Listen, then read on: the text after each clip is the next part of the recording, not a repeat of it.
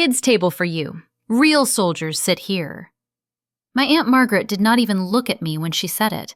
She simply pointed her polished fingernail at the tiny plastic folding table in the corner, the one with cartoon turkeys taped to the edge, while the entire dining room fell silent. Forks stopped mid-air. The TV playing Thanksgiving football hummed in the distance like an insult. I felt every pair of eyes in that room drift toward me, waiting to see if I would protest, waiting to see if the girl who left home at 18 and barely came back would dare challenge a major general on her own turf. I did not. I stood there for a moment, heat rising under my collar, and whispered, "Yes, ma'am." I walked toward that kid's table without a sound, my steps strangely gentle on the hardwood floor, almost like I was afraid to disturb the house that had always swallowed me whole. I wore simple jeans, a plain sweater, nothing that suggested rank or deployment or the nights I had spent awake in rooms that did not officially exist. To them, I was still just Reese, the quiet one, the one who never fought back, the one who never belonged at the adult table. Hank, my father, leaned back in his chair, whiskey glass resting on his stomach like a badge. He let out a slow laugh and said, loud enough for the cousins to hear, "Let her go. She pushes buttons for a living. Not exactly the soul of the battlefield." A few people chuckled, the kind of short, shallow laughs that sting more than shouting. Someone muttered, "Let her sit with the kids. Maybe she can learn how to talk to people again." I felt the words land on me the way cold water lands on a cracked windshield. Sharp, sudden, expected. I lowered myself into the tiny chair and folded my hands on my lap. I had promised myself I would not let anything ruin this visit. Not the past, not the bruises that never showed, not the silence that always felt like a punishment. Aunt Margaret sat at the head of the table in full uniform, ribbons glowing under the chandelier, shoulders squared with the confidence of someone used to obedience. She opened her secure tablet, the one she always kept in a leather case. She said she needed to check the updated itinerary for tomorrow's ceremony. Then the tablet vibrated, loud, sharp, urgent. Her face tightened with irritation. She tapped the screen, and the world shifted. A notification expanded across the display in bright white letters. ARCHANGEL-01, presence confirmed. Auth level, tier 0, Reese Cole. My full name, my classification, my existence in a world she did not even know I belonged to. The room froze just long enough for the sound of some quarterback yelling on the television to feel obscene. I lifted my head, slowly, carefully, like rising too fast would shatter everything. A colonel sitting 2 seats away blinked hard, leaned forward, and squinted. Then he stood. Actually stood. "Ma'am, that is not a routine clearance. Do you know what that designation means?" Margaret slammed the case closed so fast the echo slapped the walls. She snapped, "Must be a glitch. Someone at the Pentagon always messes with these alerts." But her voice shook just enough for the air around us to thicken. Hank set his drink down so roughly the ice cracked. "What did you do, Reese? Did you hack your aunt's tablet? Did you come here to show off?" Another cousin muttered, "She always was dramatic." In that moment, every lie they had ever told themselves about me surfaced again. Weak, sensitive, useless, the kid who could not handle a raised voice, the girl who ran away instead of facing her family. Not one of them stopped to consider that maybe the world was bigger than their living room, that maybe I had not come home to impress them, that maybe I had done things they could not imagine. I stared at the closed tablet, at the Major General who had spent years telling me to toughen up, at the father who had taught me early that fear and obedience were the same thing. My pulse steadied, steadier than it had been in years. Two worlds collided inside me: the child they always shoved aside, and the woman trained to protect networks and soldiers and missions they would never even hear about. I said nothing. I did not defend myself. I did not explain the title they had just seen. I simply breathed once and let the quiet grow heavy.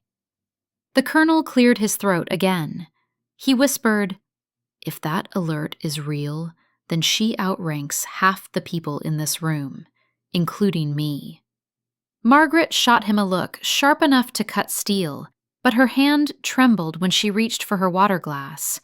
She whispered my name once, as if testing whether I was still the niece she used to dismiss or someone entirely different. I watched her realize she did not know the answer. My voice finally came out low and steady. "I will sit wherever you prefer, Aunt Margaret." Her jaw tightened. She expected fear. She expected apology. But all she got was calm. The kind of calm that only comes from surviving what other people never saw. The kind of calm that made her blink in confusion. I felt something shift inside me then, a decision I had avoided for years. I would not stay silent like I did 15 years ago. Not this time. Not ever again. They wanted to keep me small. They wanted a kid at a plastic table. They had no idea that the person they shoved aside had been working in the shadows to protect the very uniforms they polished for holidays. For a moment, even the football game seemed to quiet, as if waiting for the next move. And deep inside, I thought the truth that had lived in me for years. They kept me under the table my whole life. They never knew I was the one handling threats they would never see coming. If you've ever had someone treat you like you were nothing, even while you fought battles they knew nothing about, leave a comment. You are not alone. I remember the way the house in Fayetteville always smelled like a mix of fried onions and stale beer whenever Hank started drinking before dinner, which meant almost every night. I remember how his voice rose over the smallest things, like the salt being too heavy-handed or the television landing on the wrong football channel. The louder he yelled, the quieter I became, because in that house, silence was the only safe place a child could stand in. At the dinner table, the chairs were always filled in a way that made me feel like an afterthought. Hank at the head with a drink already half gone, my mother moving nervously around him, trying to keep him pleased, and me in a seat that felt more like a witness stand than a place to eat. When Aunt Margaret showed up in full uniform on her off days visiting from the installation, she carried herself like the world owed her respect. The ribbons on her chest gleamed even in the dim yellow kitchen lights, and the second she walked in, everything in the house straightened just a little, like people were afraid to wrinkle the air. But even with all that structure, she never lifted a finger when Hank erupted. She simply let it happen, her eyes scanning the chaos with the same cool detachment she used when reviewing soldiers. I remember one specific night when the salt was not even spilled, but Hank insisted it was and slammed his hand on the table so hard my plate rattled. He glared at me and snapped, "Stop being such a crybaby, Reese. You are weak. Too sensitive. You act like the world is ending every time someone breathes wrong." His words scraped at something deep inside me, a place that had not yet learned how to fight or even how to defend. I swallowed and tried to keep my voice steady. "It is not about the salt," I said. "It is about how you talk to Mom." The room froze. Hank stared at me like he had never seen me before. Then his hand flew faster than my thoughts. The slap came first, sharp and hot, then the words that always followed. "You want to call military police on your own family? You think soldiers waste time on childish whining?" He shoved me back into my chair and leaned close enough for me to smell the whiskey on his breath. "In this house, we do not drag the army into private matters. Clear?" My throat burned, but I nodded. I had learned earlier than most that arguing never fixed anything in that home. But I also remember that Aunt Margaret heard every word. She stood beside the counter, arms crossed, uniform perfect shoes, polished to a mirror shine. She did not call Hank out. She did not defend me. She simply sighed and said, "Stronger, Reese. You need to be stronger. In the Army, there is no space for weakness." The message was clear. My pain was an inconvenience. Strength meant silence. I stopped expecting rescue that night. I started noticing details instead. How long Hank drank before he got mean. How Margaret looked away whenever I flinched. How my mother shrank whenever a voice rose. I stopped trying to win their approval and began storing their behavior like files in a mental cabinet. If no one was coming, I had to learn how to take care of myself. I used to sit in school counselors' offices pretending everything at home was fine. But once my counselor, Mrs. Avery, paused, looked at me, and said something that lodged itself inside me, deeper than any insult from Hank. "You see things differently, Reese. You analyze a room faster than most adults. You can tell what people will do before they do it." She said it like a simple fact, but it felt like a key fitting into a lock I had not noticed before. I began to realize I was not weak. I was observant. I was learning the way someone learns to read the weather by watching how clouds begin to gather. Years passed with the same patterns repeating. Hank yelling about trivial things, Margaret visiting in uniform, and turning blind eyes when he lost his temper. I stayed quiet, memorizing every detail, storing every moment for reasons I did not understand yet. It was not hatred. It was survival. Silence became both armor and training. One night, when I was about 10 years old, I ended up under the table after trying to clear the dishes too quickly and knocking a glass onto the floor. Hank cursed at me. Margaret rolled her eyes and told me to toughen up. Then both adults went back to their conversation about promotions and deployment schedules. No one noticed I stayed on the floor longer than necessary. I sat there, legs crossed, palms flat on the cool wood, breathing slow and steady. From that angle, I could see everything. The combat boots Hank wore even off duty, worn and dusty from memories he glorified. The glossy black shoes on Margaret, polished to perfection, reflecting a distorted image of the ceiling light. I stared at those shoes and imagined a different version of myself standing tall enough to look them in the eyes instead of up at them from beneath a table. And a thought flickered across my mind, a thought too big for a child, but somehow completely true. If I ever have to fear a uniform, it will be the uniform I earn myself. It was the first time I realized that the power I admired and feared did not have to belong to them. It could belong to me. Leaving home did not feel brave. It felt necessary. The morning I told Hank and Aunt Margaret that I intended to enlist in the Army was the same morning the house smelled like burnt coffee and resentment. Hank did not even put his cup down before laughing at me. "You will not survive basic training," he said. "You can barely get through a weekend here without crying." His voice was the same dismissive bark he used whenever he wanted to shrink me back into the girl curled under the table. Margaret stood beside him in her pressed uniform, arms folded, eyes narrowed with the confidence of someone who believed she understood the world better than anyone else. "Girls in the Army do paperwork," she said. "Do not fool yourself into thinking you are made for anything more." The decision I had carried quietly for months was reduced to a childish whim in less than 10 seconds. I did not argue. Their disbelief was familiar and almost comfortable, like an old bruise already numb to the touch. Hank shoved a piece of paper in front of me, a handwritten agreement he had drafted, demanding that I commit to sending money home every month once I started earning. He called it a gesture of gratitude for raising me. It read more like a debt contract. "Sign it," he said. You owe us. Marg grazed at the paper and signed as a guardian with her usual air of granting mercy to someone beneath her notice. She added a thin smile that felt like a warning. Remember your place, Reese.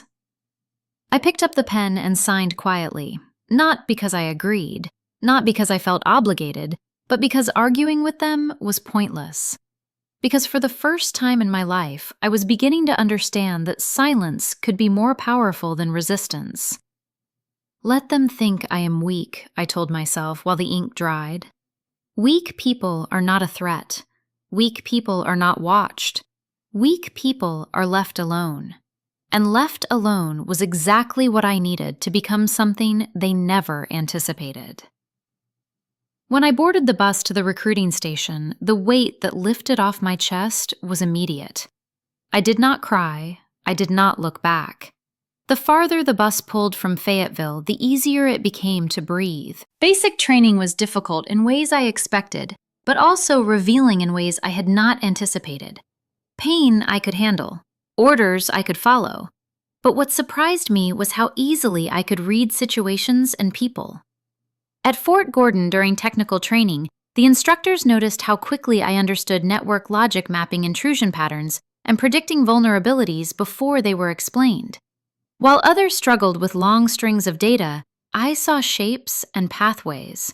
While others memorized procedures, I understood why those procedures existed. One afternoon, an instructor paused behind me as I adjusted a simulation that had stumped half the class. He leaned over my shoulder, frowned thoughtfully, and scribbled something on his clipboard. I was not supposed to see it, but reflections are useful. The metal cabinet beside him showed the faint mirror of his writing. Candidate for Special Access Program. No explanation, no acknowledgement. Just a quiet notation that changed the air around me, even though no one else noticed. For the first time, I felt a shift inside myself that did not come from fear, but possibility. I did not tell anyone. Not my mother, not Hank, not Margaret, especially not Margaret. She would have dismissed it, or worse, tried to take credit for it. So I kept it to myself, like a secret seed waiting for the right soil. The weeks passed, and what began as survival turned into something close to belonging. I worked in silence, absorbed everything, watched patterns both human and digital. I remembered the counselor who once said, I saw things others missed. Here, among servers and cables and coded exercises, that skill finally made sense. One evening near the end of the course, my name appeared unexpectedly during final briefing. The sergeant reading the list paused before speaking to me privately. You are not going to the unit listed on your entry papers, he said. You have been reassigned. He handed me a plain folder with no insignia. Inside was a brief that made my pulse thrum. You will report to the following facility for evaluation. What you learn from this point on is not to be posted on Facebook or shared with family. This assignment is not recorded on open channels. The words were clinical, but the implication was unmistakable. This was not normal. This was not routine placement. This was a door opening to a world I had never imagined when I was 10 years old, staring at my father's combat boots from under the table. I closed the folder slowly, my fingers pressing into its surface to steady myself. Fear flickered, but so did something else. Determination. Hunger. A sense of direction I had never felt under the weight of my family. Standing there, under fluorescent lights that made everyone look tired, I felt alive for the first time. Not because someone believed in me, but because someone had finally seen me. I went back to my bunk that night and laid awake with the folder on my chest. The signature at the bottom authorized immediate travel. No ceremony, no goodbyes. Just a choice. When morning came, I packed my things, folded my uniform with deliberate care, and held the orders one more time. I was scared. I was ready. And for the first time in my life, the two feelings did not cancel each other out. They fueled me. As I stepped toward the bus that would take me to my new assignment, one thought circled in my mind over and over like a quiet promise. Let them think I left as the weak one. They will never see the person I am becoming until it is too late. The work began slowly, then accelerated until there were days when I no longer remembered where one mission ended and another began. The first real assignment dropped into my secure queue at dawn, a detailed alert about an intrusion attempt targeting the command and control system for a convoy operating in the Middle East. The data looked scrambled to most analysts, but I saw the pattern immediately, the way a faint trail becomes visible once you know how to read footprints. Someone was trying to hijack the signal routing that controlled the vehicles. If they succeeded, an entire line of armored trucks could have been redirected into open fire or forced off a cliff. I traced the intrusion to a cluster of malicious scripts hiding behind a decoy server chain and severed the connection seconds before the override signal could go through. Later, I learned that a particular unit had been in that convoy rotation the same week, and only long after did I discover that Aunt Margaret's command had been part of the personnel moving through that route. She never knew her life had brushed against my work, or that her safety had depended on the niece she dismissed as fragile. There was no ceremony, no recognition, no medal. There was only a short message blinking in my secure inbox. Good job, Archangel-01. It did not mention the convoy by name, did not acknowledge the number of lives that could have been lost, did not call attention to the fact that I had prevented an international incident. It was just 5 plain words followed by my code name. The next assignment was larger and stretched across nights that blurred into each other. Someone had deployed a botnet aimed at shutting down portions of the supply chain that fed multiple bases across Europe and Africa. The chaos would have been catastrophic. Fuel shipments delayed, medical equipment stalled, supply routes jammed. With a small team, I mapped the botnet, traced the command nodes, and dismantled the architecture piece by painstaking piece. When the final server went dark, the system hummed back to life like a relieved heartbeat. Again, the only acknowledgement came in the form of a quiet message. Well executed, Archangel-01. The anonymity was the price of the work. The secrecy was the currency. Still, I felt the sting of invisibility. Part of me longed to say to someone, I did something important today. But in my world, saying it aloud meant breaking the trust of the very people who counted on me. I called home once after that second mission, hoping foolishly for a sense of connection. Hank answered and did not ask how I was or where I had been. He asked when I planned to send more money. Margaret briefly took the phone long enough to say, "Out here is where the real battles happen, Reese." Then she hung up before I could reply. To them, I was still the girl they could order around financially or emotionally.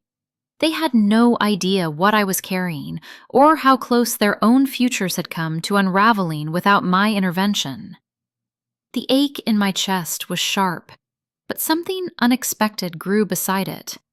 A realization. I was not being recognized, but I was protecting people. I was not being thanked, but I was shaping outcomes that mattered. They did not know, but I did. And maybe knowing was enough. Still, I documented everything in a private encrypted file. Not to brag. Not to brag to myself or to anyone else, but because a part of me wanted a record. Not for pride, but for truth. If the day ever came when I needed to show who I was and what I had done, I wanted the facts ready. No exaggeration, no embellishment, just proof. That quiet folder became the closest thing I had to a diary. Late one night, after a particularly heavy shift, a senior officer from Cyber Command called my secure line. His voice was confident, steady with the tone of someone who had seen much, yet feared little. "Reese," he said, using my name without rank, not as dismissal, but as recognition. You should know the nature of your status. ARCHANGEL-01 is classified as a Tier 0 asset. That means you have authority to bypass certain command structures in emergencies. Fewer than 5 people in your tier are active right now. I was silent, not out of confusion, but out of the weight of what he was saying. I had known my work mattered. I had not known it mattered this much. He continued, "We monitor your missions closely. If you ever need direct clearance or immediate support, you come to me. I hang on a secure channel 24 hours a day." It was the first time anyone in uniform had spoken to me with that level of respect. Not admiration, not praise, respect, quiet and grounded. When the call ended, I sat still for a long time, letting the information settle into the parts of me still bruised from a childhood of being ignored. They had called me weak. They had called me sensitive. They had called me nothing special. They had no idea. Not long after that conversation, new orders appeared on my secure system. Temporary reassignment, evaluation combined with family contact, return to the Fort Liberty area, North Carolina. My breath caught when I read it. Fort Liberty. Home. The mission packet was sparse, intentionally so, but the summary line was unmistakable. You are to return for internal review and observation.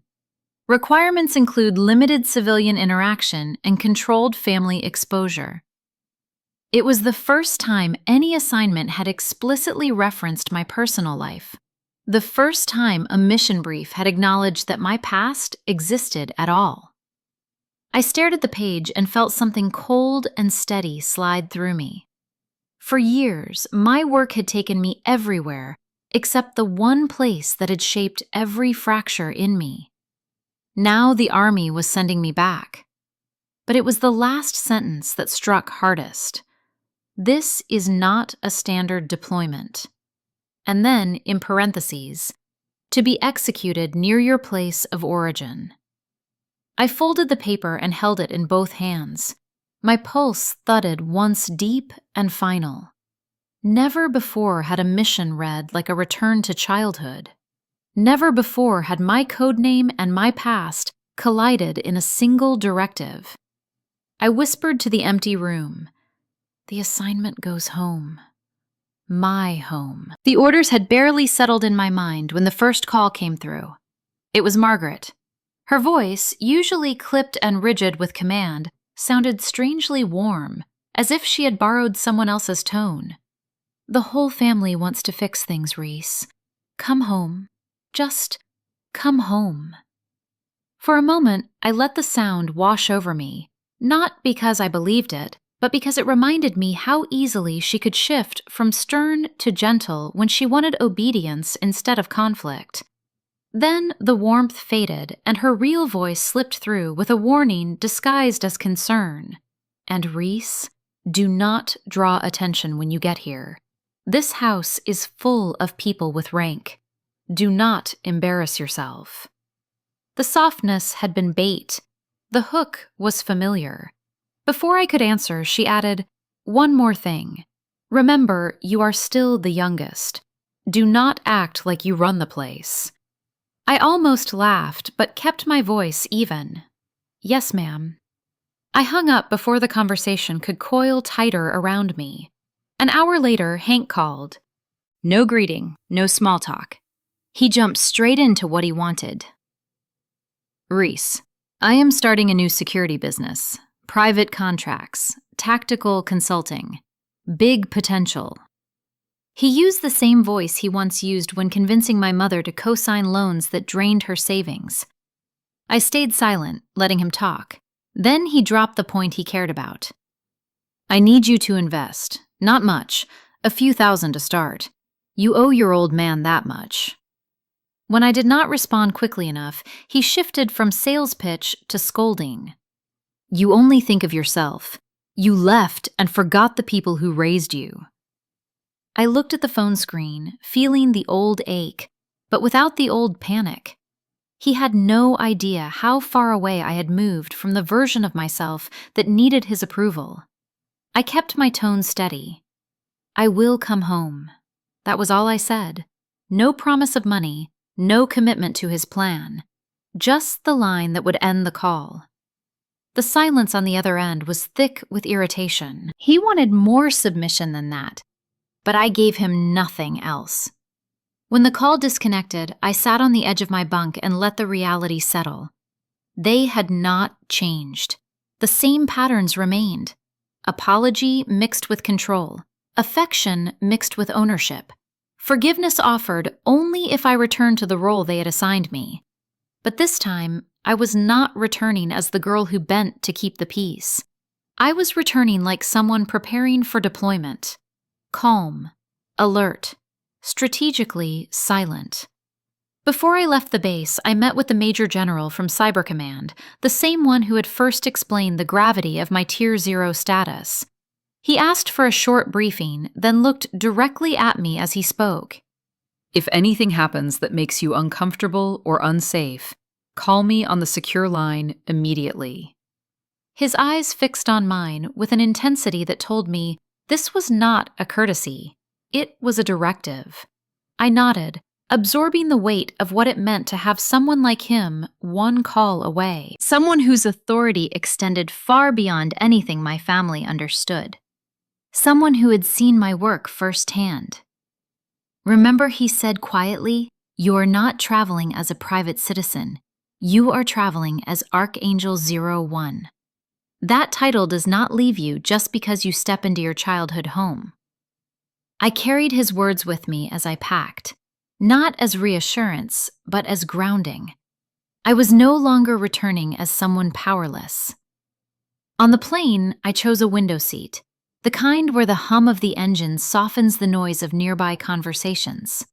As the aircraft rose above the clouds, my phone vibrated softly with a secure message. It came from the same channel that handled my most sensitive assignments. Archangel-01, observe first. Do not react. Just 4 words followed by 2 more, but they rearranged the air around me. I reread the message, letting its meaning settle. Observe first. Do not react. This was not only a visit home, it was an evaluation. A mission wrapped in the shape of family. The system wanted to see something. How they treated me, how I responded, whether past patterns would repeat or whether intervention was required. The family contact clause in my orders finally made sense. I turned the phone face down and stared at the small map screen on the seat back in front of me. The line showing our flight path curved toward North Carolina, toward Fayetteville, toward the place that raised me and wounded me and defined me more than any duty station ever had. My reflection in the window looked calm, almost too calm. The kind of calm that comes before a storm, or perhaps before clarity. I thought about Margaret telling me not to draw attention, not to embarrass her among people with rank. I thought about Hank asking for money before asking if I was safe. I thought about the 2 worlds that had collided in front of them when the tablet revealed my code name. Then another thought surfaced, quieter but sharper. This time, if anyone loses rank, it probably will not be me. The plane hummed on, and I let the truth sit beside me like a silent companion. I was going home, but I was not returning as the version of myself they remembered. The night before Thanksgiving felt like stepping into a memory I had outgrown. The house looked the same, but smaller somehow, as if my absence had stretched the walls outward in my mind, and returning forced everything to shrink. Hank was already drinking when I walked into the dining room. The smell of whiskey mingled with roasted vegetables and something over-seasoned. He sat at the head of the table, retelling stories from his deployment years, the same ones he had repeated for most of my childhood, except now the details had grown sharper and more dramatic, as if time had enlarged his accomplishments. He slapped the table with the flat of his hand and said, loud enough for the neighbors to hear, that no one understood combat like he did, that he carried the weight of real battles, not the kind that lived on screens. Margaret sat beside him, wearing civilian clothes for once, though her posture still mimicked her uniform. She nodded politely when he spoke, but her eyes flicked around the room, calculating who was listening and who was not. My mother moved between the kitchen and the table, placing dishes quietly, as if the porcelain might shatter if she breathed too loudly. When she reached across Hank to set down a bowl, her sleeve brushed his glass, and a few drops spilled onto the tablecloth. It was barely anything, a dark speck no bigger than a coin, but Hank saw it and immediately snapped. "Useless," he said, loud and sharp. "You cannot even carry a dish without messing something up." The room stilled. My mother whispered an apology and reached for a towel. Margaret looked directly at the spill, then casually turned to a cousin asking about holiday travel, as though nothing had happened. The intentional blindness hit me harder than the insult itself. The casual acceptance, the normalization. I felt something twist inside me, but I held my breath and kept my voice steady. "Dad, she was just trying to help." Hank turned to me with the same expression he used when I was 12 and dared to challenge him. "Remember who you are talking to," he growled. "I am the only man in this room who has ever been shot for real. I know what hardship is. You keep your comments to yourself." The statement landed like a hammer, not because it was new, but because it was predictable. The veteran card. The shield he used to excuse any cruelty. I did not look away. I did not argue. I simply observed. I watched the way Margaret smoothly steered the conversation back to promotions. I watched the cousins glance at me with a mix of discomfort and eagerness to return to safer topics. I watched Hank puff his chest as though his suffering granted him permanent immunity from accountability. And while the hurt rose in me, it no longer consumed me. It settled into something colder, something more controlled. I shifted slightly to pick up my water glass, and that movement gave me a brief angle toward Margaret's tablet on the table. The screen brightened for a second as a notification appeared. I caught the words before the display dimmed again. Joint Special Access Program. Monitor ARCHANGEL-01 Family Contact Report. My pulse paused, then steadied. So it was not just me assessing this environment. The system was watching too, recording not only my behavior, but theirs, their treatment, their words, their patterns. For so long, I had carried the weight of everything they said and did, as if their cruelty reflected my worth. Now I saw it from a different vantage point. Their actions were data. Their choices were indicators. Their behavior could be documented, not dismissed. I lifted my cup slowly, giving no sign that the notification had registered. Inside me, something realigned.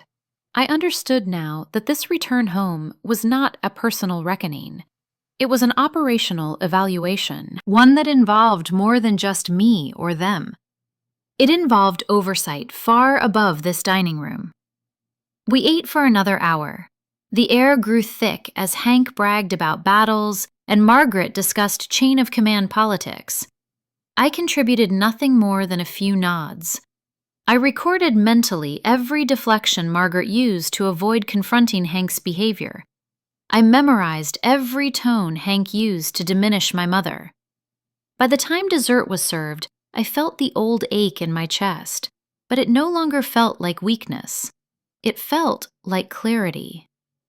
After dinner, I stepped into the hallway for a moment, just to breathe air untouched by resentment. My phone vibrated with a secure ping. The words were brief and unmistakable. Tomorrow's environment will be recorded. I stared at the message, and the meaning settled like a weighty truth. Thanksgiving would not simply be a holiday gathering. It would be observed, measured, documented. The system would witness what I had lived through for years. I slipped the phone back into my pocket and walked toward the guest room with a slow, controlled breath. Tomorrow was no longer just a family dinner.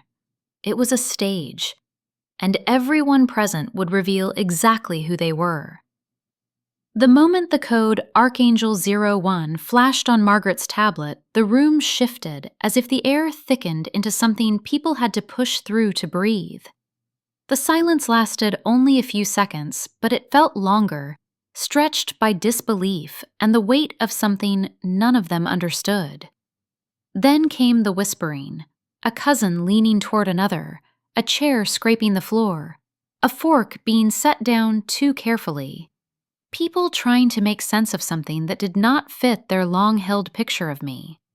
The colonel, seated 2 spaces from Margaret, leaned forward, squinting at the tablet as if his eyes might have misread the words. He lowered his voice, but the room was too quiet for it not to carry. "Ma'am, is she part of that program?" The question hung in the air like a held breath. Margaret stiffened her shoulders and pressed her lips together. She snapped the tablet closed with more force than needed and muttered, "It must be a system glitch. Nothing more." A system glitch could not have made the color drain from her face, but she pretended not to notice. Hank did not ask if I was all right. He did not ask what the designation meant or why it appeared. He stood so quickly his chair rocked backward. "You messin' with your aunt's tablet? You trying to fool everyone here?" His voice rose in accusation, not fear. It was the tone of someone who had already decided the narrative and only needed the room to adopt it. "You hack something and try to embarrass her in front of guests? Typical troublemaking." That was the version of me he preferred. Not someone capable, not someone with skill or responsibility, just a problem to be managed. Around the table, I saw it spread. Doubt. Easy, quick doubt. The same relatives who had laughed at me earlier seemed relieved by the possibility that I was simply acting out. It was simpler that way. It required no reevaluation, no apology. I watched their faces, each of them choosing the explanation that made them feel comfortable. And in that moment, clarity settled inside me like a cold, steady tide. Even with the truth glowing on a screen, they chose the story in which I was the one at fault. They needed me to remain small, predictable, containable. I let a small, thin smile touch my mouth, not one of amusement, but of recognition. They had just revealed themselves more clearly than any classified profile ever had. I did not defend myself. Their eagerness to believe I was the problem was evidence enough. After the dishes were cleared and conversations limped forward in uneasy fragments, I felt my phone vibrate. A number I recognized from secure channels. I stepped away from the table, pretending to refill my glass. The message came from the colonel who had spoken earlier. It read, "You have more allies than you know. I have received orders under that designation before." The words were simple, but the implication was staggering.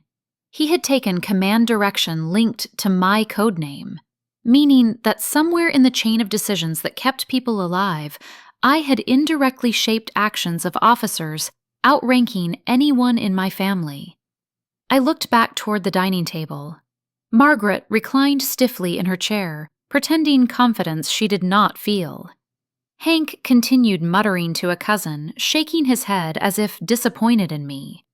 They still saw the version of me they wanted to believe in, but the colonel had seen something else, something they could not diminish. Dinner dragged on with uneven attempts at normal conversation, but the tension wrapped itself around every sentence. I said little and listened much. The colonel's reaction, the tablet's alert, Hank's accusation, each moment layered itself neatly in my mind like entries in a report. When I finally excused myself from the table, the night air felt cooler and cleaner than the atmosphere inside. I walked into the kitchen to set my glass down. Before I could turn back, Margaret followed me. She closed the door behind her with a soft click that sounded more like a warning than courtesy. Her expression tightened into something sharper than anger, but more controlled. She spoke quietly, yet each word cut clearly. You will make this family look like fools if anyone thinks you are involved in whatever that code was. Do you understand? Her voice shook slightly, not from fear for me, but from fear of embarrassment. She stepped closer, her tone low and biting. Tomorrow, you sit at the kids' table again. You will not draw attention. You will not make a scene. That was her version of authority. Control through humiliation. That was always the pattern. I held her gaze without flinching. Her anger slid over me without sinking in. Inside, I felt the same cold calm that guided me through operations, where clarity mattered more than emotion. I whispered, I hear you. It was not agreement. It was acknowledgement. Nothing more. She interpreted it as surrender, because that was the only language she spoke. She left the kitchen, shoulders squared, trying to reclaim control. I remained by the counter a moment longer, collecting my breath and my thoughts. My phone vibrated again, another secure message. Tomorrow's environment will be recorded. The sentence pulsed on the screen like a quiet warning, a reminder, or a promise. The evaluation was not over. Tomorrow would be more than a holiday meal. It would be documentation, observation, a record of dynamics that had once been invisible. I slipped the phone back into my pocket and breathed once steady. If it were you, I wondered, would you shout the truth now, or wait for the right moment to let the world see everything? The next morning, the house still smelled like turkey fat and spilled beer from the night before, but my head was clear in a way it had not been in years. I woke up before anyone else and dressed quietly in jeans and a plain sweater, the kind of outfit that let me blend in. My uniform stayed folded at the bottom of my duffel, a deliberate choice. I grabbed the keys to my rental and drove toward the base, following muscle memory routes through Fayetteville streets I had once biked as a kid. There was a small cafe just outside the main gate, a place where soldiers met dates and young privates pretended they were not homesick. That morning, it held only a few scattered customers and the low hum of an espresso machine. Captain Miller was already there at a corner table, a simple black coffee in front of him, no rank on his hoodie, but posture that still read military. He stood when he saw me, and for a second, his eyes flickered to the faint outline of the badge under my jacket where my credentials rested. Then he made a choice I appreciated more than he knew.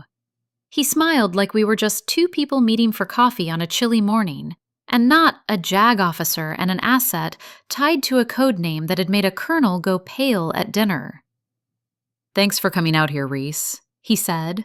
His tone was calm, almost conversational. He did not start with questions about the tablet or my family. He started with something far sharper. If you want to break a toxic system, you cannot just shout at it. You need a timeline and evidence, not yelling. I felt those words land somewhere deep. For most of my life, I had been the one shouting inside my own skull while staying silent out loud.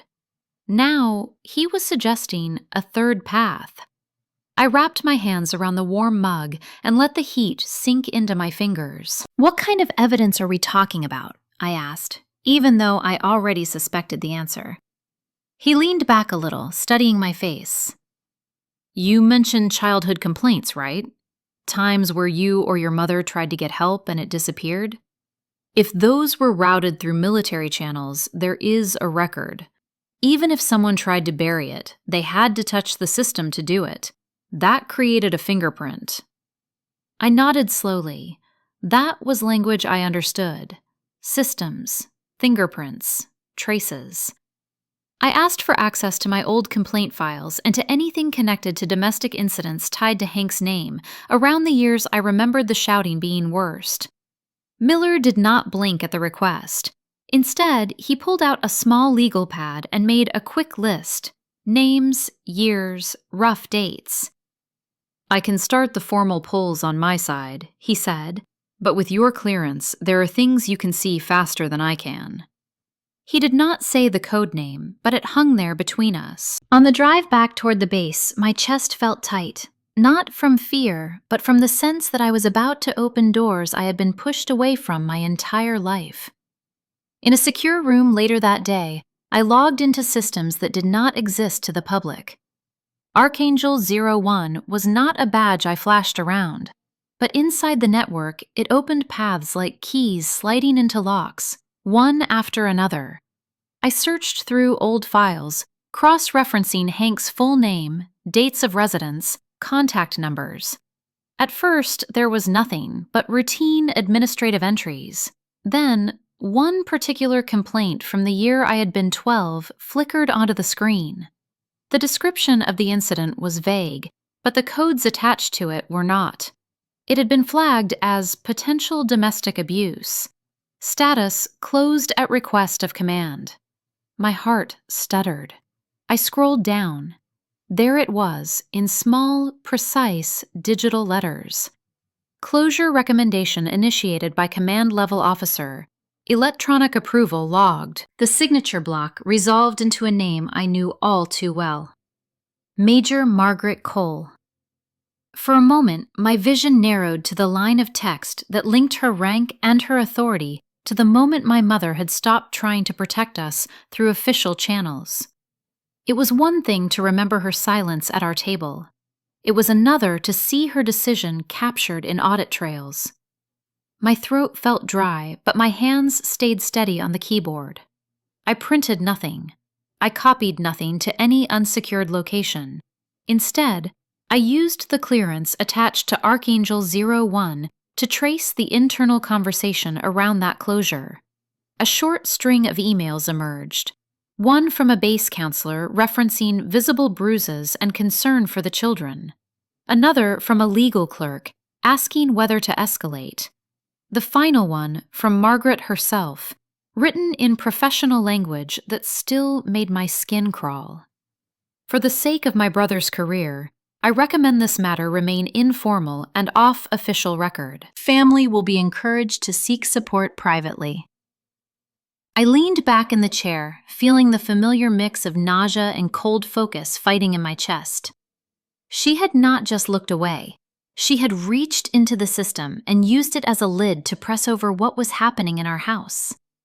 I saved the full thread into a secure encrypted file, not on any personal device, but within a compartment designed for this level of sensitivity. Then I logged out and sat in the quiet of the room, listening to the hum of ventilation overhead. On my lunch break, I drove back to the house. The living room TV was on some daytime show, my mother sitting on the edge of the couch, as if she might need to jump up if Hank called from another room. He was not there. I sat beside her and asked softly, "Mom, when you talked to anyone about what was happening when I was a kid, did Aunt Margaret ever say anything to you?" After her hands tightened around the mug she was holding, she stared at the steam for a long moment before answering. "She said making it official would ruin your father's career," she whispered. "Said the Army would not look kindly on that kind of complaint from family. She told me to keep it in the family for the sake of his future." Tears gathered at the corners of her eyes. "I thought I was protecting you by not making waves." Shame twisted in her voice, and it hurt more than any childhood bruise. I took a breath, steady and even. "You were not the one with the rank," I said quietly. "She was. She had choices. You did not." In that moment, the last remnants of my old wishful thinking fell away. Margaret had not been a bystander failing to act. She had been an active shield for Hank and the damage he caused. That was not discipline or family loyalty. That was command interference. Back in the secure space later, I reopened the file I had built and added a clear, structured summary. Dates, names, document references, chain of decisions. I attached the email thread and the closure record. Then I composed a report to the Inspector General using the language I knew would cut through noise. In the subject line, I wrote, Tier 0 Asset Reporting, Command Interference in Domestic Abuse Case. The words looked stark and almost unreal on the screen, but they were accurate. For years, I had separated my work from my childhood, as if they belonged to different universes. Now they intersected in a single sentence. When I hit send, there was no dramatic sound, no flashing alert, just a soft confirmation that the encrypted packet had been transmitted and logged. I sat there staring at the screen, feeling a strange combination of grief and relief. This was the first time I was not just enduring or escaping. I was actively hunting the pattern that had kept us trapped. For the first time ever, I was not the problem in someone else's story. I was the reporting party, the one drawing the map. As I logged off and stepped outside, the late afternoon sun over Fort Liberty felt different, sharper, cleaner. Somewhere above my pay grade, people would have to read that report and decide what to do. The game had shifted away from the cramped kitchen and the kids' table. Whether my family understood it or not, the next moves would happen at a table they did not control anymore. The backlash started faster than I expected. By the next morning, whispers had already begun to curve back toward me like heat waves off asphalt. Margaret moved first, using the network she had spent decades cultivating. She did not confront me directly. That was never her style. Instead, she seeded a narrative the way seasoned officers seeded influence, quietly, deliberately, and with just enough plausibility to make people hesitate before challenging it. I heard later that she had told a lieutenant colonel at brunch that Reese has always been bright, but the programs she got involved in with CIA and DoD might have pushed her too far. We need to keep an eye on her. A concerned tone, a worried aunt tone, not an accusation, just a suggestion that something in my mind had slipped. She told another peer that I had a history of overreacting and that my childhood views had been shaped by sensitivity rather than reality. You know how some kids misremember things, she said? Hank pushed the narrative in his own way. Loud, casual dismissiveness at a backyard gathering with cousins and uncles who had come into town for the holiday. She has problems, he announced while cracking open a beer. The Army messed her up. Do not listen to her if she starts talking about old stuff. She always blew everything out of proportion. A couple of relatives nodded, though they had never been there to see anything. Narratives are easy when truth is inconvenient. That afternoon, I received a formal notification through my DoD secure inbox. Subject: Mandatory psychological evaluation due to concern flagged by command-level inquiry. The words blurred for a moment, not because I feared the evaluation, but because I recognized the tactic. This was classic American institutional retaliation. If you cannot disprove the facts, discredit the witness. Label them unstable. Suggest they are imagining it. I sat still for a moment, letting the weight pass through me rather than hold it. Then I nodded once. Fine. If they wanted a psychological evaluation, I would give them one. At the evaluation center, the waiting room was quiet. The walls painted a soft, muted blue, designed to calm. The doctor assigned to me was a civilian in her mid-40s, with an attentive posture and eyes that flicked briefly to the folder in her lap before she introduced herself. Her tone was neutral, professional. She asked the expected questions: sleep, appetite, mood, stress levels, any intrusive thoughts. I answered plainly without dramatizing anything. I did not cry. I did not raise my voice. I did not weaponize emotion. I treated the evaluation like a briefing, delivering facts with clarity. When she asked about my relationship with my family, I simply said, there were incidents during my childhood that were documented and later suppressed. I added that I had recently submitted the appropriate evidence through official channels. At one point, a digital notification popped up on her screen. She angled it slightly away out of habit, but I still saw the change in her expression. Something in that note shifted her understanding of who she was speaking to. Her posture straightened slightly, not out of fear, but out of recognition. She asked more pointed follow-up questions, but her tone had shifted from skeptical to curious. She asked whether I had ever experienced hallucinations. I said no. She asked whether I ever believed people were following me. I said only when they actually were, during operations, and in those cases it was part of the job. She made a small noise of acknowledgement. When the session ended, she thanked me for my professionalism and said the report would be processed within 24 hours. I nodded once, stood, and left, feeling a quiet certainty settle inside my chest. They wanted to paint me as unstable, but the one thing they could not fabricate was my mind itself. The next day, the results populated in my secure inbox. Clinical assessment. No significant mental health disorder. No cognitive impairment. No recommendations for treatment. Fit for duty. The blunt finality of it was almost funny. It was the kind of evaluation that did not leave room for misinterpretation. A neat, official document that told their narrative to sit down. I forwarded the evaluation to my personal archive, then closed the laptop slowly, feeling the anger in my chest cool into something sharper. They had tried to break my credibility. Instead, they had given me documentation reinforcing it. In the late afternoon, as the light slanted across the room, my phone vibrated. A secure IG email illuminated the screen. "We are escalating this to a formal investigation. Your aunt's unit is now in the scope." I read the sentence twice. It felt like a hinge moment, the kind that shifts the entire weight of a story. Margaret had spent years shielding Hank and maintaining the pristine image of a high-ranking officer who kept her family in order. But a formal IG investigation would sweep through everything: her emails, her decisions, her command climate, her interference with a domestic abuse case. I exhaled slowly. For the first time since arriving home, the scales felt like they had moved. Not tipped entirely, not yet, but moved. And once they moved, the momentum rarely reversed.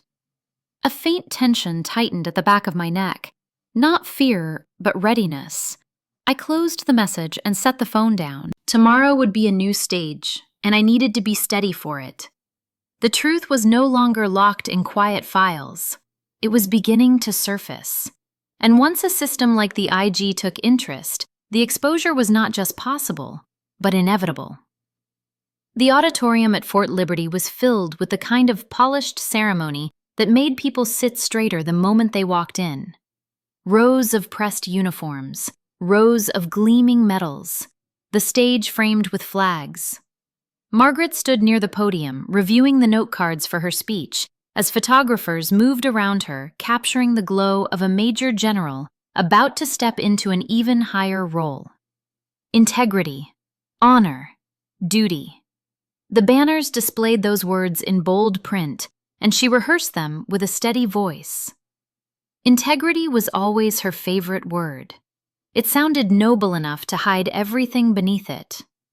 Hank and several relatives sat in the front section reserved for family, beaming with pride. Some whispered that Margaret was overdue for this role, that she carried the family name with strength. They spoke of her leadership as if it were immaculate, as if airbrushed, as if untouched by the kind of truth that stains. When the ceremony began, the announcer read her achievements and the room applauded with practiced reverence. Margaret stepped to the microphone, ready to recite the speech she had polished for weeks. She began firmly speaking about the weight of responsibility, about the moral fabric required to lead, and about how true honor begins at home. Her voice rang confidently across the hall. Then, two men in dark suits stepped toward the stage, followed by an inspector general officer holding a folder.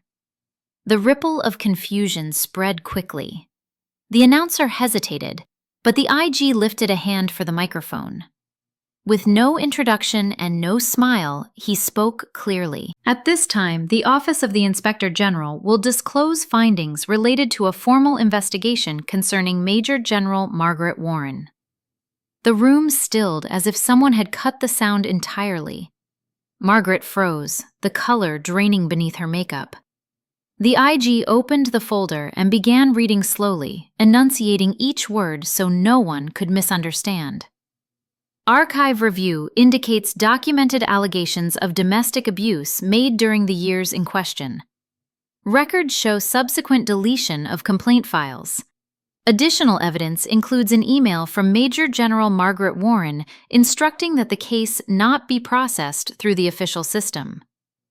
Gasps scattered through the hall. Margaret shook her head gently, as if trying to wave the words away like smoke. The IG gestured to the projection screen behind him.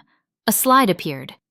An email displayed with her full signature block and the sentence that split the room wide open. "For the sake of my brother's career, keep this off the record." The words echoed through the space. Hank's shoulders sank, as if the chair beneath him had vanished. Several relatives covered their mouths. The phrase struck with the same sharpness as Margaret's earlier command to me. "Kids' table for you. Real soldiers sit here." Only this time, the humiliation did not land on me. It circled back to the source. Margaret tried to step forward. "That message was taken out of context," she said, her voice cracking. But no one handed her the microphone. The IG continued reading, listing each instance of interference, each suppressed record, each request she had made to keep things quiet. The room was no longer simply hearing the information. It was witnessing the unraveling of a reputation built on careful self-presentation. I stood to the side among officers and guests, watching without triumph. My heart did not race. My hands did not shake. What washed through me was something softer than victory, a sorrow that it had come to this, a release that it was finally illuminated, a recognition that justice did not always roar. Sometimes it unfolded with a calm, unflinching clarity. Then came the moment none of them expected. A major general from Cyber Command walked briskly to the front. He took the microphone with a firm, steady hand. "Before we continue, I believe the audience should understand the significance of another person in this room." He turned toward me and gestured. "This is Reese Cole, ARCHANGEL-01. She has repeatedly safeguarded essential national networks and personnel, including during Operation Arc Sentinel, which involved units under Major General Warren's command." A murmur rolled across the auditorium. Faces turned toward me in disbelief. The same relatives who had watched me be directed to the kids' table, now staring as if they had misread me their entire lives. The officer's voice did not waver. "ARCHANGEL-01 is a Tier 0 classified asset. Her work has protected countless service members." Silence settled differently this time. Not awkward, not confused, reverent. It was the silence of a room recalibrating its understanding. Margaret dropped her gaze, unable to reassemble the authority she once weaponized. Hank looked smaller than I had ever seen him, like a man who realized the story he had clung to no longer held shape. The IG closed the folder. "At this time, due to ongoing investigation, the appointment ceremony is suspended. Effective immediately, decision on promotion is placed on administrative hold." The sentence hung in the air like a final bell. No applause followed. No music played. The ceremony did not resume. It simply ended, unraveling into murmurs and uncomfortable shifting as attendees processed the fall they had just witnessed. I remained still. I did not smile or smirk. I let the weight of the moment settle around me. The public exposure was not about revenge alone. It was about the truth finally existing in daylight where no one could adjust it to suit their pride. As people filed out, I felt eyes linger on me, some with awe, some with regret. some with questions they were too afraid to ask. The story had reversed. The young woman told to sit at the kids' table was the one whose work had shielded the very people who had dismissed her. Before leaving, I glanced once at Margaret. She lifted her eyes toward me, pleading for something she could not articulate. A rescue from consequences. A restoration of her image. But the system she once manipulated was now the one confronting her. If you have ever seen someone hide behind family honor to bury the truth, do you think exposure like this happens more often than people admit? 2 days after the ceremony, I sat in a small cafe just outside the Fort Liberty gate with my hands wrapped around a cup of coffee that had gone lukewarm. The place was quiet in that in-between hour after the morning rush, when the only sounds were the hiss of the espresso machine and the faint clink of ceramic. I had picked a corner table where I could see the door without being on display. Old habits from briefing rooms and secure sites die slowly. When the bell over the door chimed and Margaret stepped in, I felt the air in my chest shift.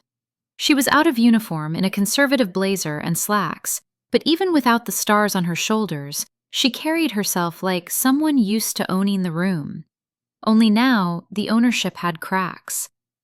Her eyes scanned until she saw me. Then she walked over and stopped at the edge of the table, waiting as if asking permission in a way I had never seen from her. Reese. She said my name softer than she had ever spoken it. I nodded to the chair across from me. She sat down carefully, setting her bag at her feet. For a moment, neither of us spoke. The last time we had shared a table, she had ordered me to the kids section like I was clutter. Now she looked smaller against the plain cafe backdrop. No podium, no flags, no audience she could control. Just 2 people, and the consequences she had spent a career dodging. I heard the change in her voice before the words landed. There was no snap, no command, only a calculated softness. I need to talk to you about all of this, she began. Her fingers twisted the sleeve of her cup. The IG, the emails, the way it all looked. Looked, not was. She did not say the word wrong. She did not say the word abuse. She reached across the table with her eyes rather than her hands and tried to frame the narrative one more time. You know I was trying to protect the family, she said. Your father was struggling. If that had gone on the record, it would have destroyed him. I thought I was making the best of a bad situation. The audacity of it sat between us like a third person. She was not apologizing for what she had done. She was apologizing for the optics. She leaned in, a little voice dropping to a plea that almost sounded like a command. You have their ear now. You have the Inspector General listening to you, the Cyber Command people. If you just told them I was acting to protect the family, they would understand. She did not say please. She could not quite bring herself to that word, but the meaning was there. Say something for me. Save the career I endangered you to preserve. I let the silence expand until it became uncomfortable. She shifted in her seat. My mind replayed images I did not have to invent. My mother, standing at the counter with a red mark on her arm from Hank's grip.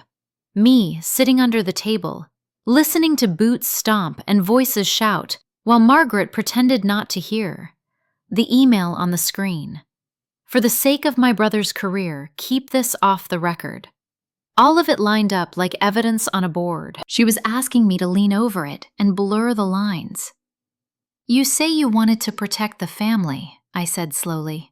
My voice was level, not angry, not raised, just precise.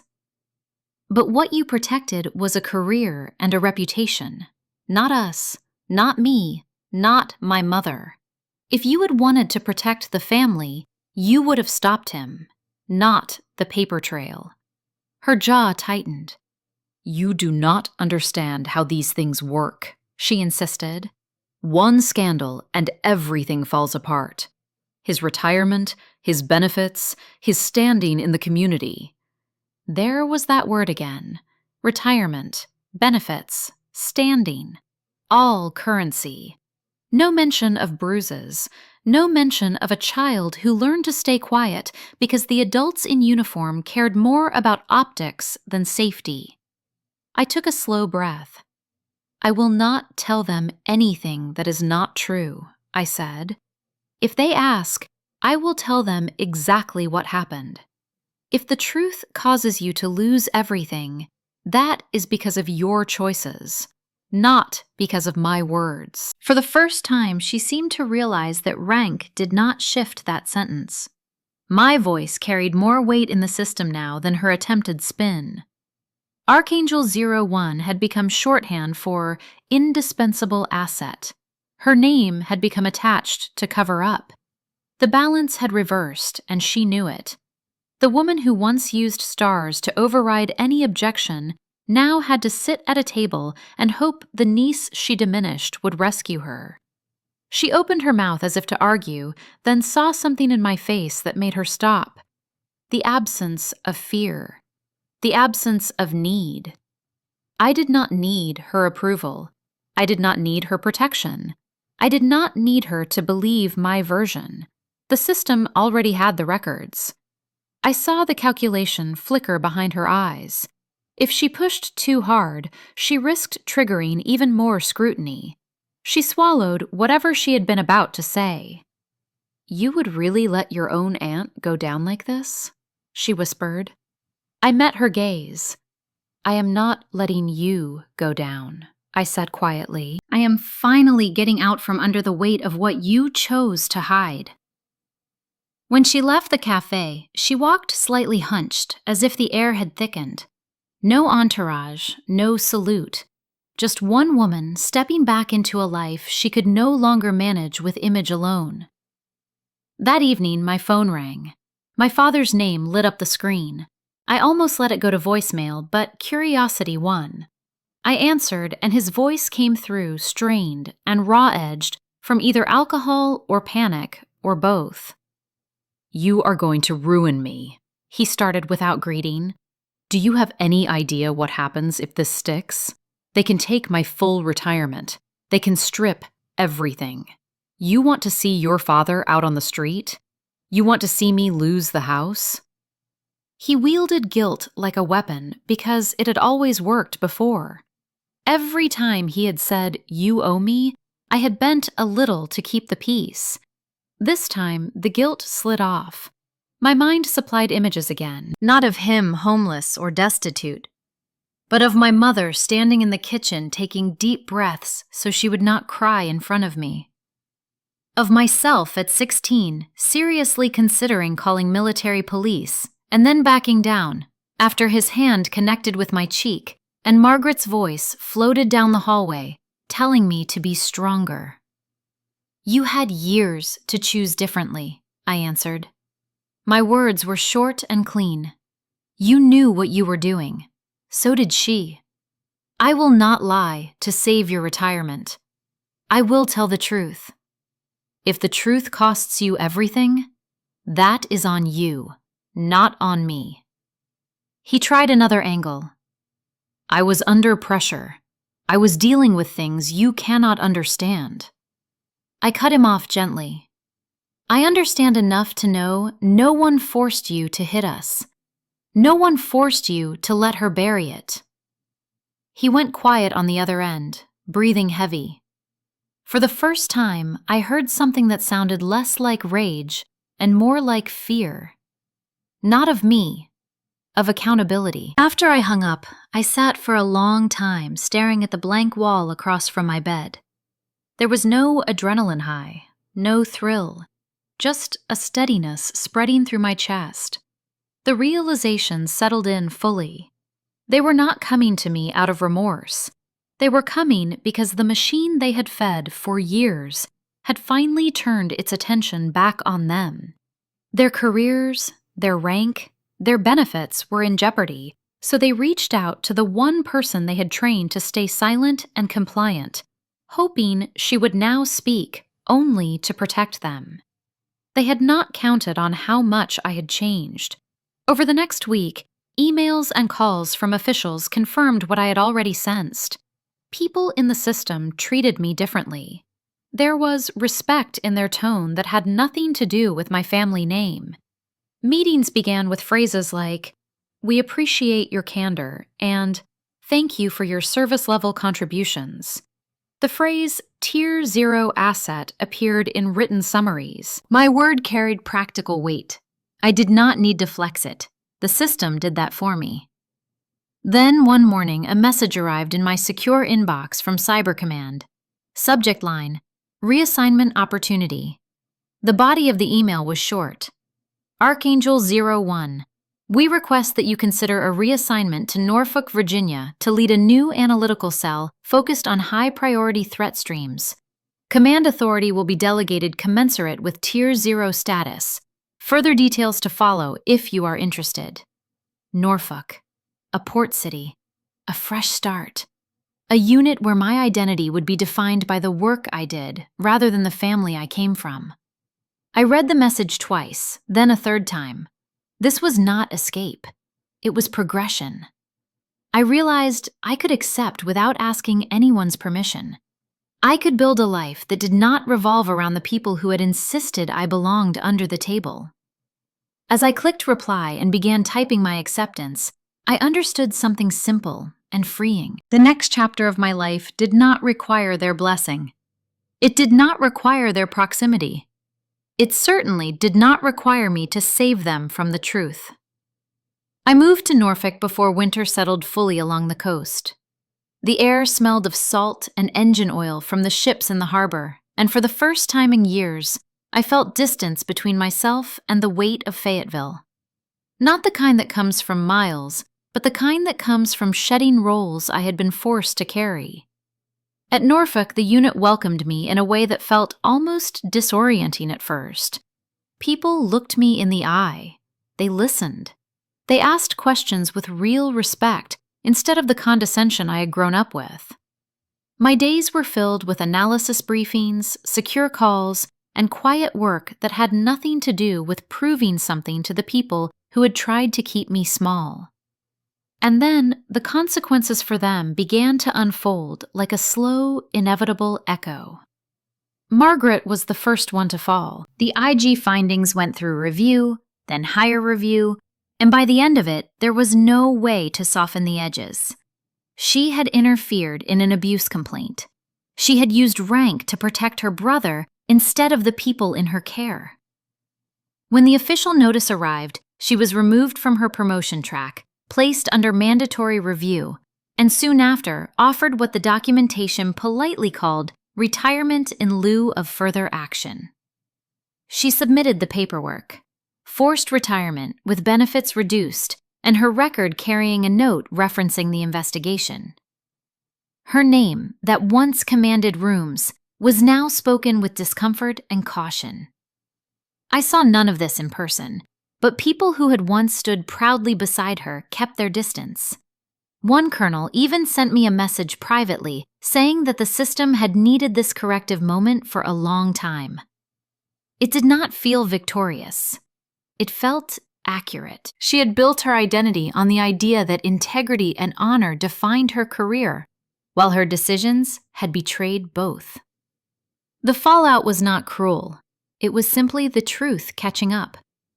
Hank's consequences were smaller in scale, but heavier in their way.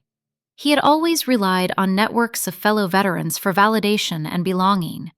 After the IG report circulated quietly among certain circles, those men stopped inviting him. He was not removed from anything officially. There were no ceremonies or statements. He simply stopped getting calls. Groups he had once bragged about being part of decided to distance themselves, because while they understood flaws and tempers, they did not tolerate cover-ups. Without those networks, he became lonelier and angrier. His savings, which had never been strong to begin with, took a harder hit when he lost consulting opportunities connected to those groups. There were murmurs that he might lose the house, but nothing official happened. Still, the pressure built. A judge issued a no-contact order protecting my mother unless he stayed compliant with treatment requirements. It was the first time in my life the system intervened on behalf of someone in my family instead of shielding the wrong person. When my mother told me she cried over the phone, but they were not tears of fear, they were relief.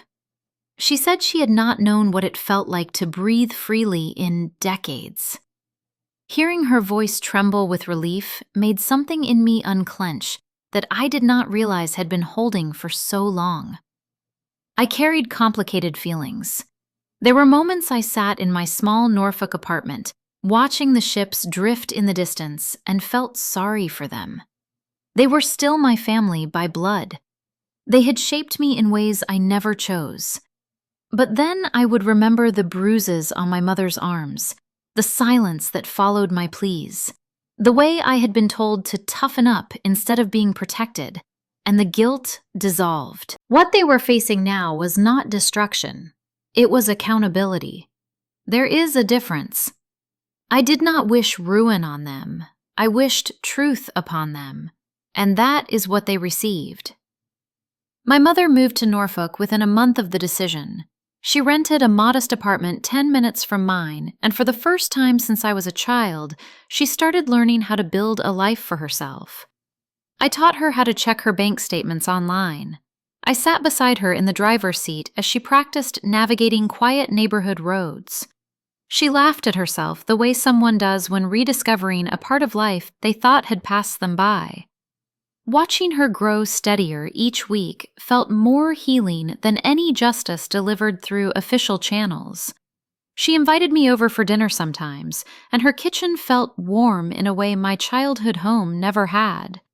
No shouting, no tension pressing against the walls, just two women learning how to exist without fear.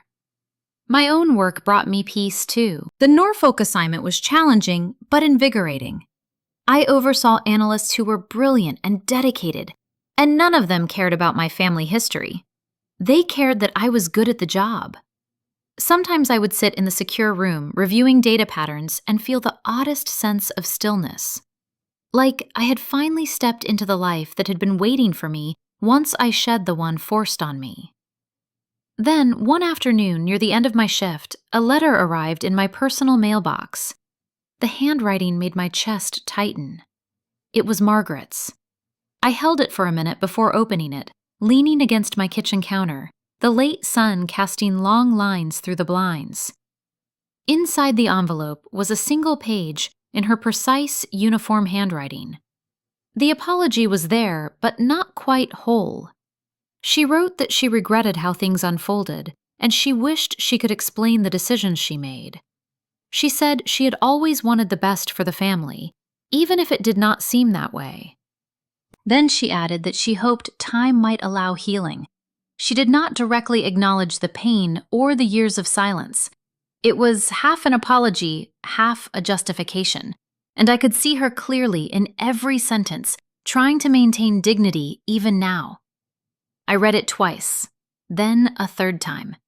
Instead of responding, I folded the letter along its crisp crease, placed it gently into a drawer, and closed it. I did not throw it away. I did not frame it. I simply set it aside. Some things do not require a reaction. Some things require space. As the drawer shut, I felt again that subtle, steady peace that had been growing since I left Fayetteville. I was not the child under the table anymore, waiting for adults to choose the right thing. I was not the young soldier hoping for recognition. I was someone who had built a life shaped by truth, not fear. The chapter was not closed, but it was finally mine to write. 1 year later, I woke to the soft sound of waves against the rocks below my Norfolk condo.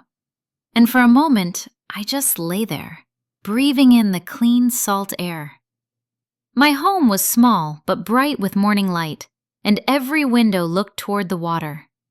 I had chosen it because it made me feel open and unburdened, like the past could not reach through the glass. Life had settled into a rhythm that felt almost gentle. Twice a month, I met with a local book club that included retired Navy spouses, Marine veterans, and a few young military partners who simply needed company while their loved ones deployed. On alternating weekends, I taught free digital security workshops at the community center. The class always filled quickly. Older veterans leaned forward, asking how to protect their accounts and their records. Young spouses asked how to keep their personal information safe during long deployments. Seeing their faces soften with confidence reminded me that not all service required secrecy or clearance. Some service was simply sharing what you knew. I held more peace than I had ever known, but that did not mean the past never tried to tug at me. One afternoon, I opened my mailbox and found a letter from Hank. His handwriting looked shakier than I remembered. I carried the envelope upstairs and set it on the table, but it took me hours to open it. When I finally read it, his words were clumsy and raw. He wrote that the past year had forced him to face things he had buried for decades. He said he regretted the way he handled anger when I was young, and he regretted the way he had dismissed me even as an adult. Then he wrote the sentence I had expected the moment I saw the envelope. He wished the family could be back together. He wanted holidays to feel normal again. He wanted to see me and my mother in the same house he had once ruled with his temper. I read that part twice, then closed the letter gently. There was something softer in his tone, but also something unchanged. He still believed that healing meant restoring the old shape of things, that the right ending was everyone returning to the version of family that had never been safe for us. I knew now that closeness meant nothing without accountability. I could forgive, but I did not owe him access to the life I had built. I set the letter aside and let myself feel both the sadness and the clarity. Families do not always return to what they were. Sometimes they become something smaller and quieter and healthier from afar. In that year, I had learned to separate grief from guilt. My mother drove herself to the grocery store now with increasing confidence. She kept a plant alive for the first time in her life. She learned to say no when someone pushed her boundaries. Watching her reclaim pieces of herself made me understand something important. The truth had not broken us. The truth had freed us. Pretending everything was fine had been the real prison. When I thought back to the night at the kids' table, I felt the memory in a distant, steady way. It no longer burned. It simply marked the moment my life had split in two. The child they tried to keep small, and the woman who refused to stay that way. I had spent years believing that if I worked hard enough, someday they would see value in me. But the revelation had come slowly and clearly. Value does not come from their approval. It comes from living with integrity, even when they weaponize yours against you. One evening, as the sun lowered over the water, I stepped out onto my balcony, holding a cup of tea. The sky glowed soft gold, and the wind carried the cry of seagulls. My phone buzzed on the railing. When I lifted it, the secure logo appeared before the message loaded. New briefing available. ARCHANGEL-01 to report. For a long, quiet moment, I looked at the words and felt no rush of adrenaline, no fear, no weight.